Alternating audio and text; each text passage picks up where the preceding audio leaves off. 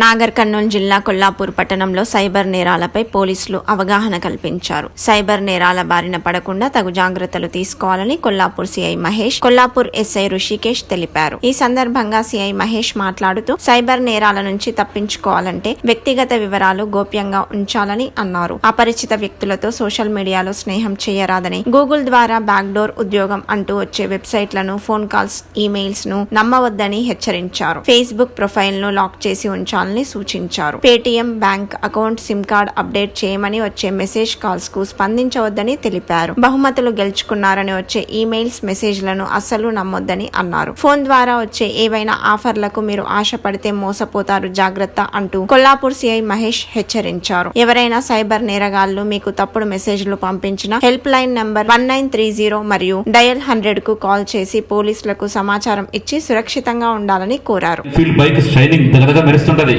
అవునా? Apple iPhone 16 phone అమ్మకాన్ని పెడతాడు. తన కాస్ట్ ఎంత?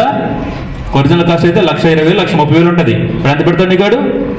90,000 కింద పెడతాడు. 60,000 50% డిస్కౌంట్ పెడతాడు. ఏం చేస్తాం మనం? గంగిరెద్దుల లెక్క తీసుకుంటాం. ఎందుకు? నాకు తెలిసిన ఒక సర్పంచ్, ఇక్కడ కాదు, నేను చేస్తున్నాడు సూర్యాపేటలో ఒక నాగరం మండలంలో ఒక సర్పంచ్, మంచి కార్, బాలిన కార్, ఫ్రెష్ కార్. అది చూస్తుంటే చిన్న డౌట్ వచ్చి 1,40,000 కొట్టగా నాగి అప్పుడు మాకు ఫోన్ చేస్తాడు. ఫోన్ చేసి ఫస్ట్ తిడతాను నేను, నాకు అలవాటు అనమాట. సిగ్గుందరా ఫ్రెండ్ కనుక, సిగ్గుందరా అని చెప్పి నేను తిడతా పడిగా. ఏం చేస్తాం అప్పుడు? ఏం చేయలేం. కాకపోతే ఏంటంటే మన సైబర్ టోల్ ఫ్రీ నెంబర్కి కాల్ చేస్తే కూర్చోరు చిన్న.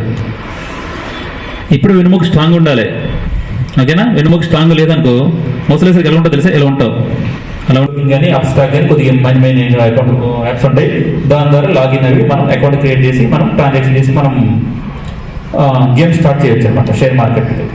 ఓకేనా? వాడు ఏం చేశాడు, అందులో మనం గూగుల్ మన చేయండి, సైబర్ నేరాలు ఎవరు పడొద్దు, నెట్ వాడకం తగ్గించండి.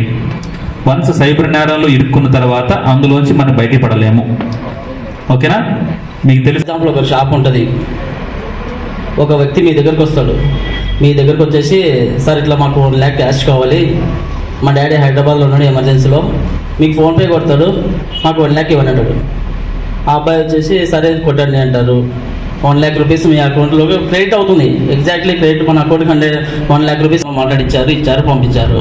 అట్ ది సేమ్ టైం మీకు ఎవరైతే ఫోన్పే చేసిన వ్యక్తి ఉంటాడో అతను మీకు తెలియదు, ఈ అబ్బాయి మీకు తెలియదు. ఆ టైంలో ఏం జరుగుతుంది, ఎవరైతే మీకు 1 lakh రూపీస్ పంపించిన వ్యక్తి ఉంటాడో అతనే కంప్లైంట్ చేస్తాడు.